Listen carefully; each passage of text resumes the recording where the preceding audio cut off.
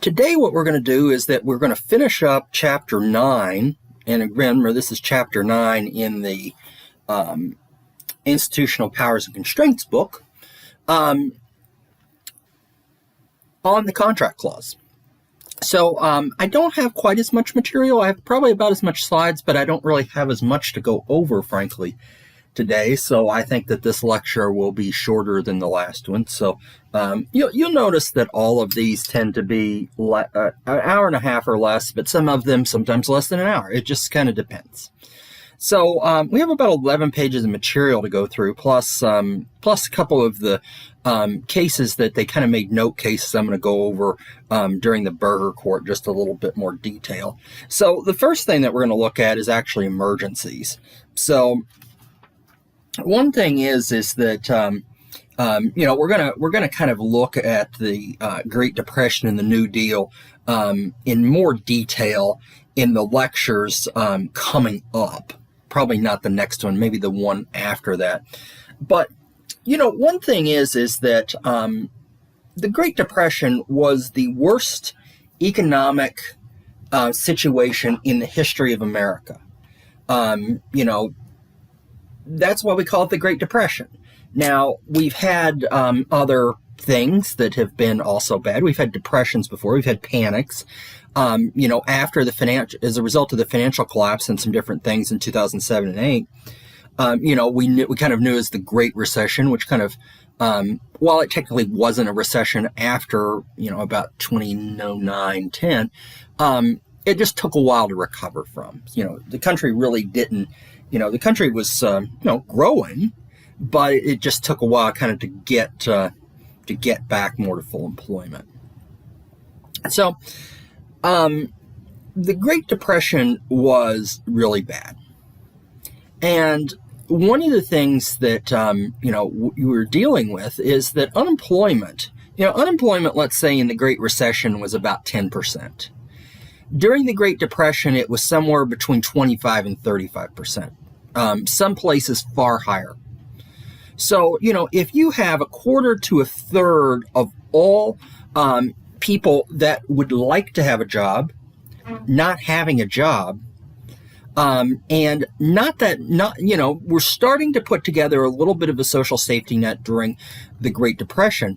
A lot of what people had to rely on maybe was family savings and private charities. Well, if you don't have money coming in, you still have bills. Now, the thing is, this is where you don't really have credit cards and things. And, we had issues with banks. This is before some of the reforms during the New Deal with banks. But one of those big expenses that I think that we know we have every month is that unless you own your home free and clear, you have a mortgage or rent. Now, during, of course, the pandemic, one of the things that happened is that, we had these freezes, moratoriums on evictions. Now, that didn't mean that you didn't have to pay the money. Eventually you're going to, be required to do that at some point. Though, to be honest with you, I'm a little bit skeptical on, how many landlords are going to be getting some of this money. But the thing is, if you're buying your home, and most people don't have several $100,000 laying around in order to just pay for a home. So the way that you often are able to do that, is that you go to the bank and you get a loan. You pay a certain amount of money each month. The problem is, if you quit paying that money, you can get your house foreclosed on.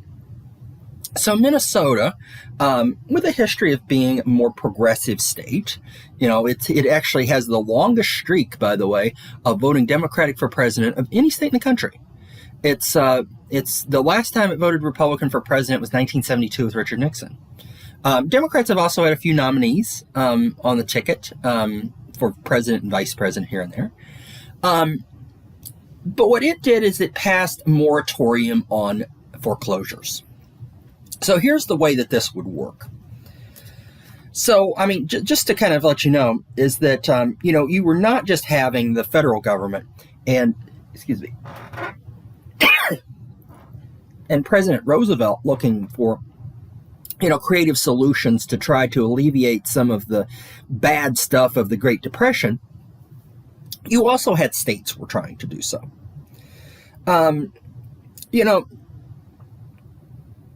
Basically kind of the way one of the big problems was for a lot of banks and financial institutions, if you weren't paying, they really didn't have a lot of choice but to foreclose, rather than more trying to work with you.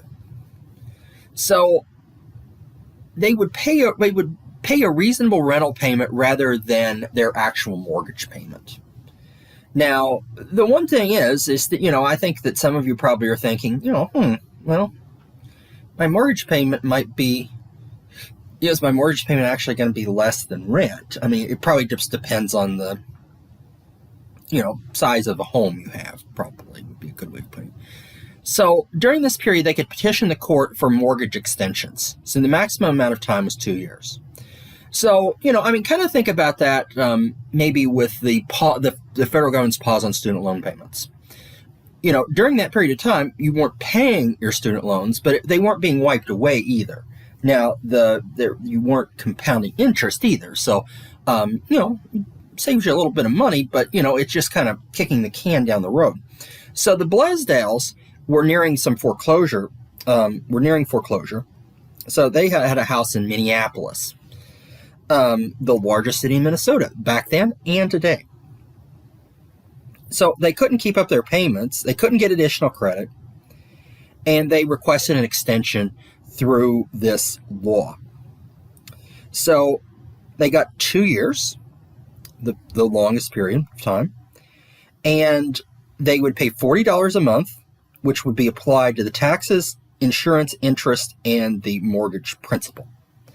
Now, the one thing is that I do not think that we have, I don't think that we've provided the information to tell us what their payment was before, but I think that it would be reasonable to think that it was probably more than $40.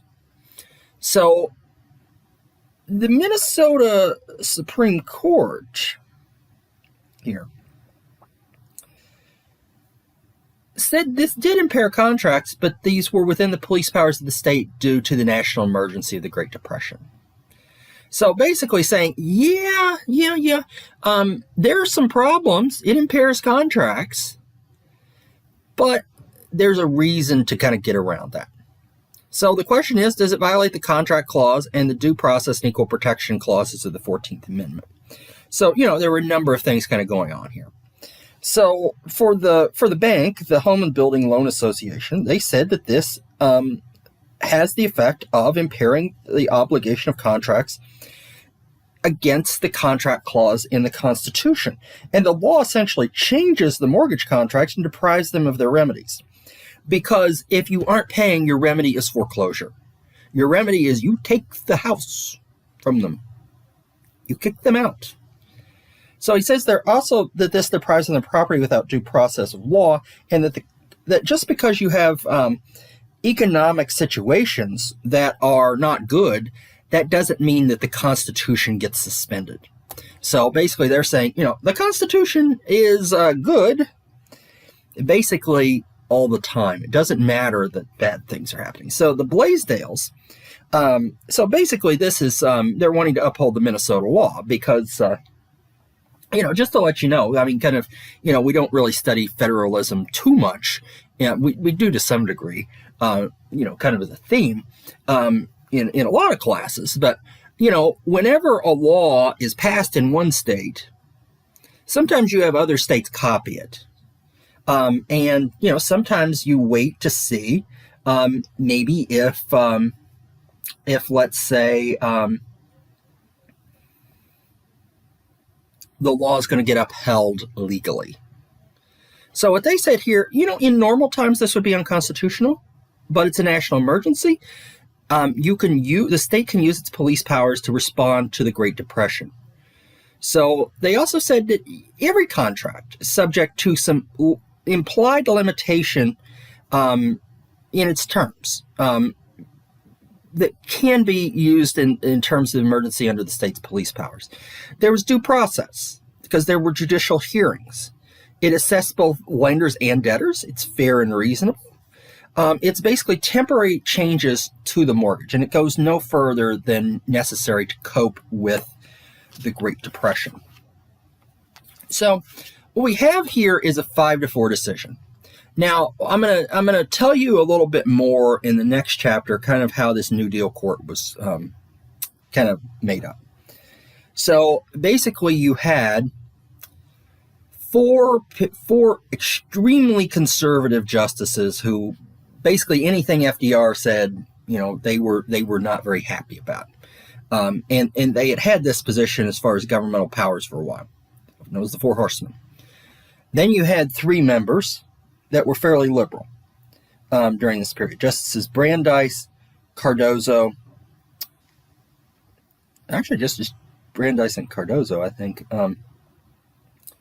And then kind of only 2 more liberal justices, and then 3 kind of 2 justices that usually kind of sided with FDR, Chief Justice Hughes and Justice Stone, and then with kind of Owen Roberts as the 5th vote. So it's a win for the more liberal side of the court. So what they said here is that an emergency does not create power. It doesn't increase granted power. But, because one thing is they said the Constitution was adopted at a time when the country was actually in a national emergency. The Articles of Confederation were... they did not work very well. And the country had to try to come up with something else. But it can affect the exercise of powers. So, although an emergency may not call into life a power which was never lived, nevertheless, an emergency may afford a reason for the exertion of living power to be enjoyed. So one of the things that, too, they point out is that the contract clause was never meant really to be read literally. Now, I think that Chief Justice Marshall would disagree with that. And I think we would find that Justice Gorsuch would disagree with that now. So it was an attempt to safeguard at the time the well-being of people to modify or abrogate provisions. So one of the things that you can kind of see is that, legislation cannot bargain away the public health or public morals. So I think we saw several of those cases in the last lecture that told us that. Stone versus Mississippi, Northwest Fertilizer versus Hyde Park. So the means were legitimate given the fact that there was a national emergency. So the ends were not unreasonable either. So it'd be limited. So here's what they say. So kind of several points that Chief Justice Hughes makes. An emergency existed in Minnesota which furnished a proper occasion for the exercise of reserved powers of the state to protect vital interests of the community. The legislation was addressed to an legitimate end, and that is the legislation was not for the mere advantage of particular individuals, but for the basic protection of the interests of society. In the view of the nature of contracts in question, mortgages of unquestionable validity, the relief afforded and justified by the emergency, in order not to contravene the constitutional provision, could only be of a character appropriate to that emergency, could only be granted upon reasonable conditions. The conditions in which the period of redemption is extended to shall not be unreasonable. The legislation is temporary. It's limited to the exigency that we have there. So therefore, what they do is that they uphold the decision of the Minnesota Supreme Court, saying, you know what? We are acknowledging that the contracts were to some degree impaired, but it was a national emergency and it was not unreasonable. And it's a temporary measure. Now, the Four Horsemen, Justices Sutherland, Reynolds, Butler, and Van Devanter, are in dissent. So they would uphold this. So it's an encroachment on public and private contracts. They basically say that the Constitution means the same thing no matter what year it is, no matter what's going on. Constitution means what it means. So they're saying that this decision, in fact, makes the contract clause meaningless. So, the thing to remember is that, whenever we had the mortgage foreclosure crisis during the Great Recession, one thing is that you might remember that the government bailed out a lot of banks and insurance companies. Now, they actually eventually got their money back. But I think several things that kind of chapped people's rear end is that it seemed like there was relief for the big fat cats, none of whom went to jail for what they did, but nothing for the little guy. So a lot of people were staring down the thing of foreclosure. Now, of course, some of the problems were in some region of the country that home values during this period of time had skyrocketed to levels that they shouldn't have been, where people, they were buying houses. I mean, it was maybe a little bit too easy to get a mortgage in some ways. And they owed so much more than their house was worth. So, it was one of those things where, there you go. I've got a $200,000 house and I owe $400,000 on it. So there you go. So I'm going to go through these cases pretty quickly. So I actually kind of left this in from the last edition of the book just to explain them a little bit better. So they kind of turned from major cases to note cases, kind of to give you an idea what was going on during the Burger Court. So where they started in some ways to try to put maybe a tiny bit more teeth into the contract clause. So remember, you're kind of getting into the Republican courts during this period of time. Burger Court being more business friendly, as are, you tend to have Republicans more in the interest of business, especially larger businesses. Well, Democrats more consumer oriented. Though I think some people would say that maybe both parties are a little bit in the tank for a lot of big business and big banks and corporations. So this involves the Port Authority. So some of you might have if you've taken the bus to New York City, it dumps you out at the Port Authority. There, I think at 42nd Street, between 42nd and 44th and 8th Avenue. You go down kind of downstairs and, you get a bus. So New Jersey and New York formed the Port Authority. So the Port Authority is a vast institution. It controls a lot of bridges.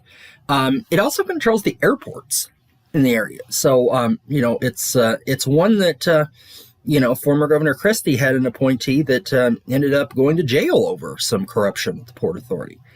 So it was financially so it was 1921. It's financially independent, got most of its funds from private investors. So they took control of the Hudson and Manhattan Railroad. So a lot of railroads were in trouble at a certain point in time. So as part of this, the state agreed that none of the revenues would be used for securing bonds for further railroad expenditures. So 1974, both states repeal it and try to have more transit. So in the early 70s, one of the things that you had after the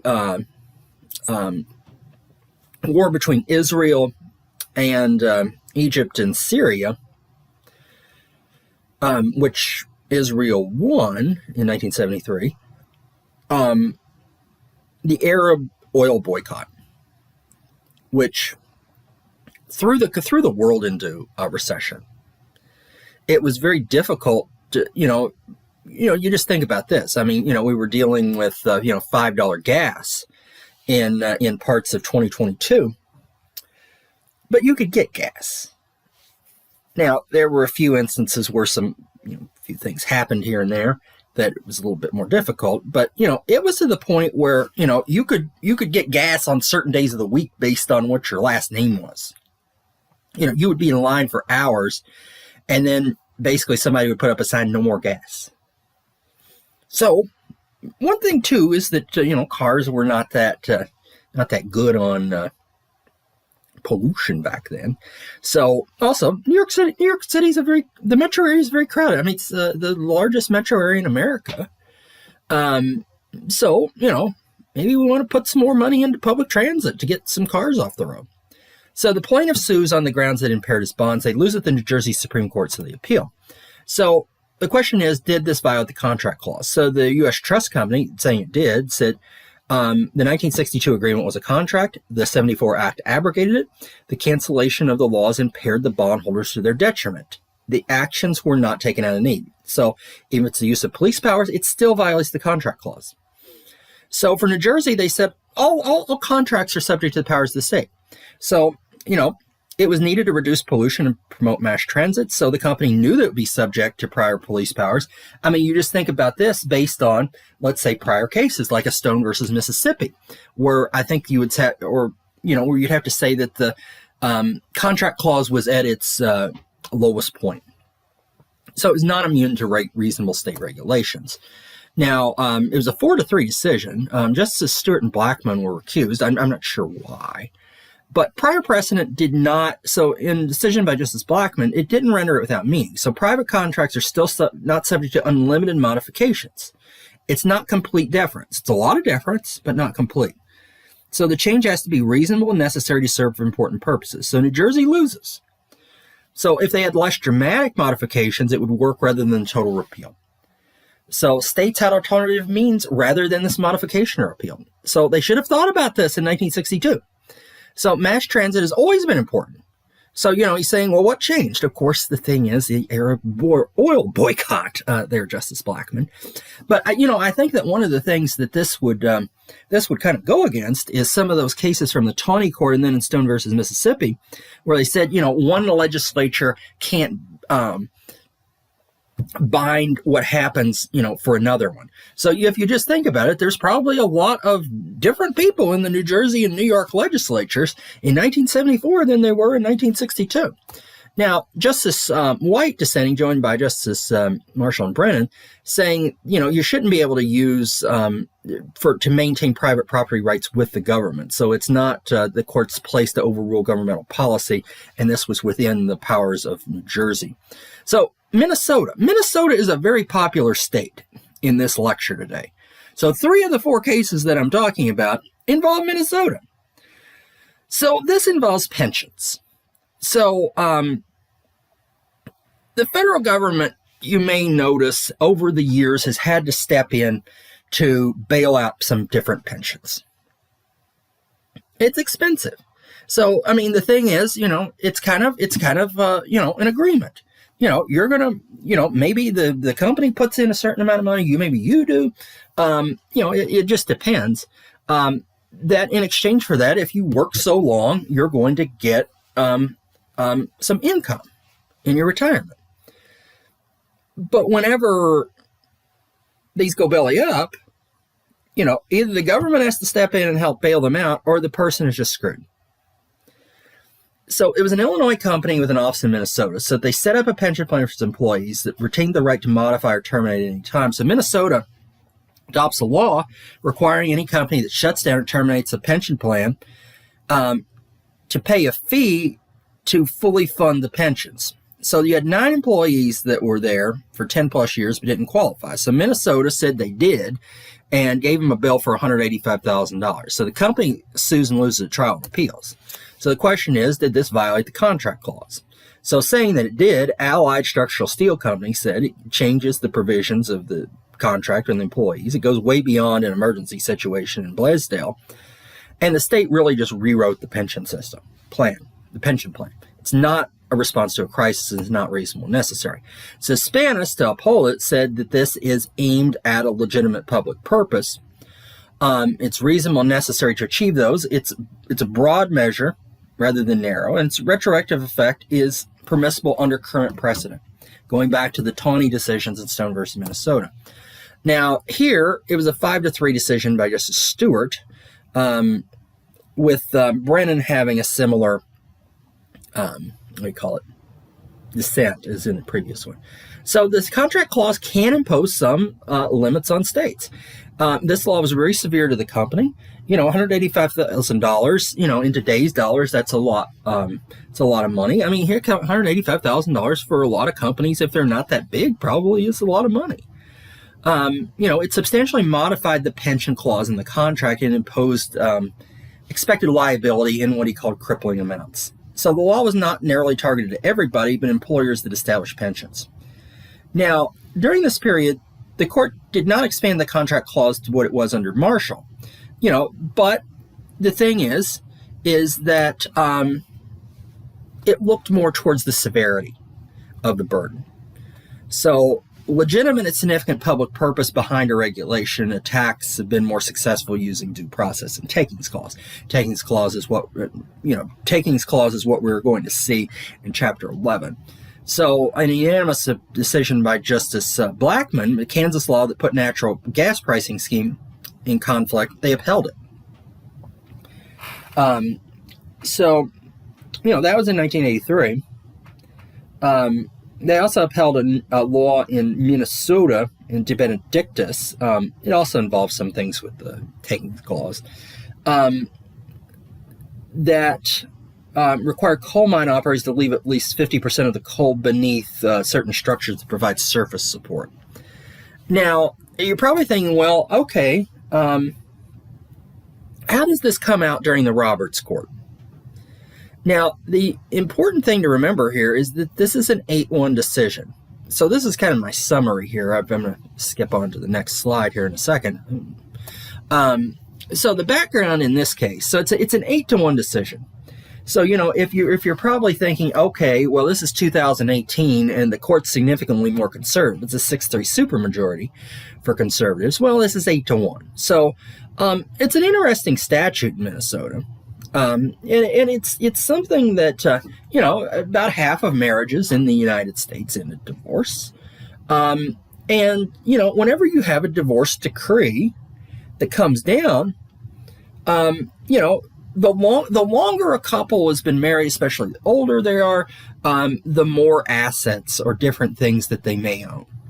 If you're married, a lot of things are joint. People have joint checking accounts. They probably have both names on their credit cards. There's a lot of things that, you're kind of together there as partners in life. So, one thing is, especially if people have children, but even if they don't, a lot of people have life insurance policies because, the fact is, somebody could just drop dead the next day. Somebody could get run over by a bus. You might be in a traffic accident. There are a lot of different things that could happen to a person. And, if you're kind of relying on that other person's income, you probably want something to make sure that, they're not going to, going from maybe one income or two incomes to one income, especially if one of the people makes more money. And, you might have a situation where maybe only one of the two partners is working. So people have life insurance to try to take care of their family after they're gone. So revocation upon divorce. So unless the divorce decree says otherwise, basically it says that unless you say that you want to keep the person on your life insurance, if you divorce, it will go to other contingent beneficiaries in the policy's estate. So the law presumes that somebody would really not want his or her ex-spouse to get the proceeds. So 26 states at the time had similar laws. So Minnesota's kind of copying. So when does a state law that impairs existing contracts violate the Constitution? So kind of the longer background here is that Mark Sveen and Kelly Melin were married in 1997. They purchased a life insurance policy in 1998 that named his wife as a beneficiary and two children from a previous marriage as the contingent beneficiaries. Kind of the way that a lot of people's life insurance would go. That, if you're married, it's going to go to the spouse, and then, let's say the spouse predates, then to the children. So Sveen had other policies naming the children as beneficiary. Melin had policies of Sveen as the beneficiary, so a number of different policies. So they divorced in 2007, and the decree made no provisions to change the life insurance provisions. So Sveen took no action to remove his ex-wife from the policies. So he dies in 2011. The children claimed the assets of the policy, but so did Melin. So the children said Minnesota law made them the beneficiary. So the district court found in favor of the children, but the Eighth Circuit Court of Appeals in St. Louis said no. So here, what you have is that Justice, I don't know what was I about to say here. Sometimes I get a little bit tongue-tied. But don't we all? So for the Sveens, the state has the sovereign authority over divorce. The divorce occurred after enactment of the revocation law. The law does not interfere with the contractual right to name a beneficiary. It only requires him or her to redesignate the former spouse if desired. So basically what this says is that we're taking your spouse off unless you say otherwise. So even if it impairs a contract, it's not substantial. So for Melin, so the contract clause was meant to be a categorical ban on states imposing changes to contracts so that people can rely on them. So they're basically saying, we can't have the government, we can't have state governments, we can't have the federal government. That's, of course, its own thing because this is a limitation on states. We can't have states coming in and saying that, okay, we're changing this retroactively. So the court should restore the original meaning of the contract clause, aka go back to Marshall. So designated beneficiary is one of the most important part of a life insurance policy because the thing is, you're not just buying a policy to just have it, and there are different types of life insurance policies. Of course, some of them are policies where, if you live to a certain age, it might just be nobody ever gets any of it. If it's that, I mean, some policies, are good forever. Go back to the original meaning. So designated beneficiary, that's the most important part, and the states changed it. So, Melin is saying, hey, my name's on it. Give me the money.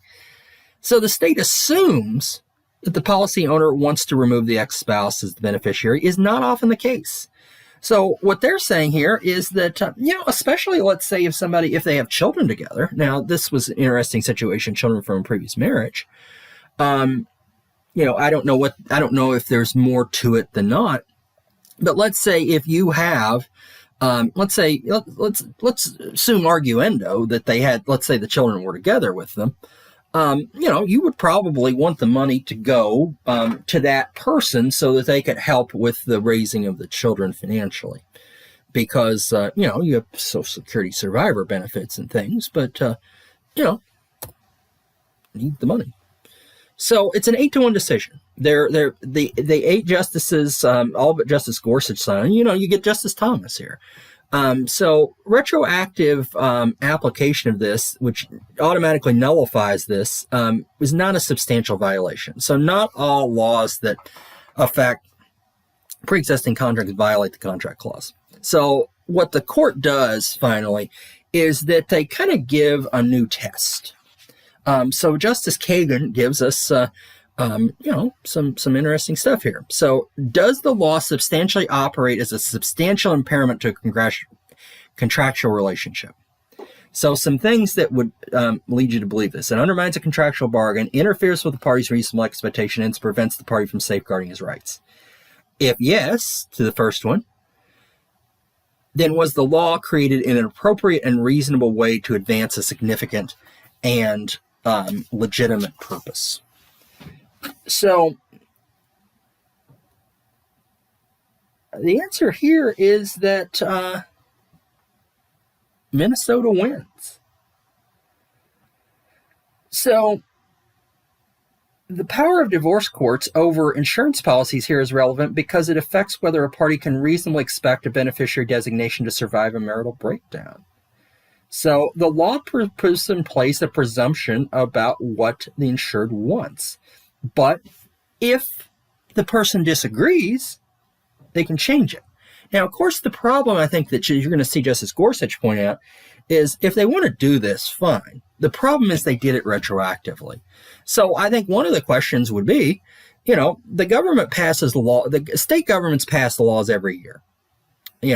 I think usually a lot of times, at the very beginning of the year, you always see these things maybe on the evening news. Here are some new laws that are going into effect, because some of them are a little bit strange sometimes. But here, did Mr. Sveen know that the law was changed?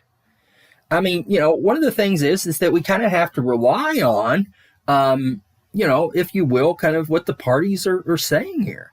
So this action restores the former spouse to the position that she held before the divorce.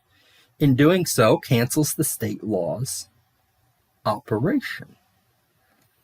So in going back to the 1800s, this court has held that laws imposing such minimal paperwork burdens do not violate the contract clause. But again, I think that that's something that probably Justice Gorsuch would have a decent point on. What do you know? So he says that if this was applied prospectively, he has no problem with it. The problem is it goes back and changes things. It's retroactive. It interrupts an existing arrangement. So he said that when the framers were absolute on the contract clause. So he's more of a Marshall guy here, even if the legislation was popular. And he says that one of the problems here is that the contract clause says that a law shall not impair a contract. That's basically, a state law, should not be impairing a contract.